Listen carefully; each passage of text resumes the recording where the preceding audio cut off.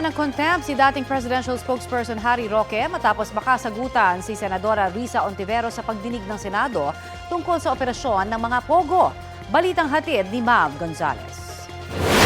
Actually, as Wala I po said yan, earlier, excuse hindi me, po excuse siya me. po No, pwede. excuse Ma'am, me. excuse me kasi... No, excuse me, Attorney Roque. I'm sorry, madam, but Yes, I am a it's all resource right. person invited. Yes, you are. I was Wait. asked Let me to finish. answer. Yes, you Hindi ko po already answered in maintindihan, excess. Kapag gusto niyo Sandali akong po. tumigil, papatigil niyo ako kapag ako nag-explain. Yes. I thought we were engaged in the search for the truth. Attorney Roque, please be reminded to respect the chairperson. One more, I and apologize. I will cite you in contempt. Mainit ang sagutan ni Senate Committee on Women Chair Senadora Risa Ontiveros at Attorney Harry Roque sa kanyang pagharap sa pagdinig ng Senado tungkol sa mga pogo. Let us be fair because you have been insinuating I am a lawyer for Lucky South. That is why... Excuse me, the chair has not been insinuating anything. The chair and the members of the committee have been asking questions based on the testimonies, sworn testimonies. Ipinatawag si Roque sa pagdinig matapos madawit ang pangalan niya sa niraid na Lucky South 99 Pogo Hub sa Porac, Pampanga. Itinanggi ni Roque na abogado siya ng Lucky South 99. Ang kliyente raw ni Roque ang Whirlwind Corporation na may-ari ng lupang kinatitirikan ng Pogo Hub. Tinanong din si Roque tungkol sa paglutang muli ng kanyang pangalan kaugnay ng bahay sa Tuba, Benguet kung saan inaresto ang dalawang dayuhang konektado umano sa Pogo sa Bamban, Tarlac, ang bayan ni suspended Mayor Alice Go. One of those apprehended in the Tuba, Benguet home is actually a wanted fugitive in China. The Cambodian passport held by the man is fake. He has already defrauded 100,000 people. Inamin ni Roque na isa siya sa mga may-ari ng kumpanya kung saan nakarehistro ang tinarget na bahay.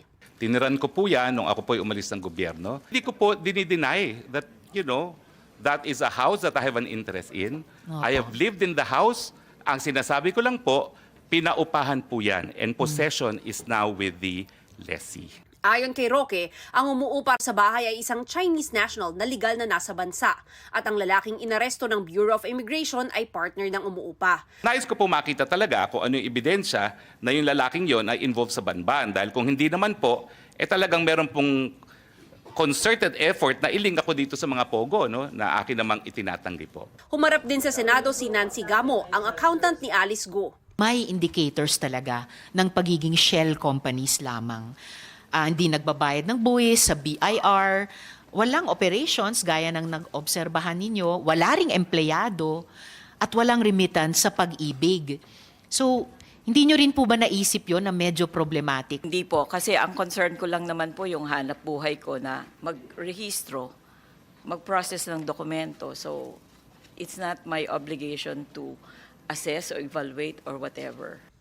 Si Dennis Cunana naman na naging authorized representative ng Lucky South 99 sa Porac at Hong Sheng na nasa Bamban Pogo Hub, sinabing nilakad lang niya ang application ng mga ito sa PAGCOR bilang consultant. Nakausap nyo ba si Alice Guo? She was introduced as the owner of the property at that time. Bukod po sa inyo, sino pang connecting link sa pagitan ng Hong Sheng at Lucky South 99? I suppose magkakakilala ko sila, Your Honors, kasi nasa isang area tapos nagkakakitaan sila. Nasaan nga ba ngayon si Alice Go?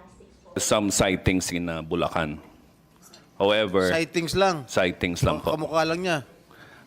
However, when the team went to the possible locations of the sightings, as of now, malalaman po natin na wala naman pong nahuli. If you cannot arrest her within a month, baka maapekto ng budget ninyo.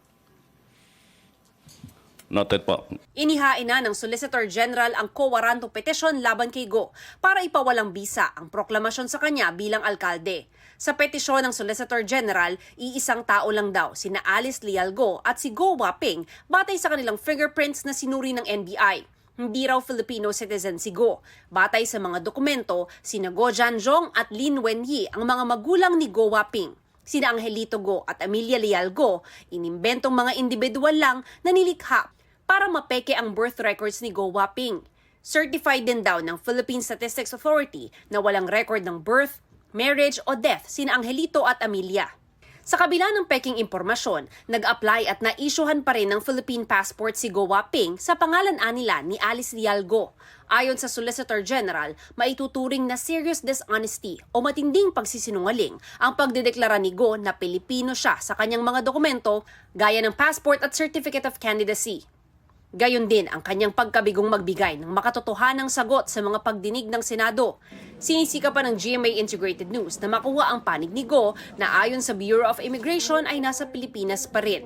Inaasahan namang aalis ng Pilipinas ang 20,000 dayuhan na nagtatrabaho sa mga pogo kasunod ng idineklarang pogo ban ni Pangulong Bongbong Marcos sa kanyang State of the Nation address. Ayon sa Bureau of Immigration, 75% to 80% ng mga ito, mga Chinese national. Mav Gonzalez, nagbabalita para sa GMA Integrated News.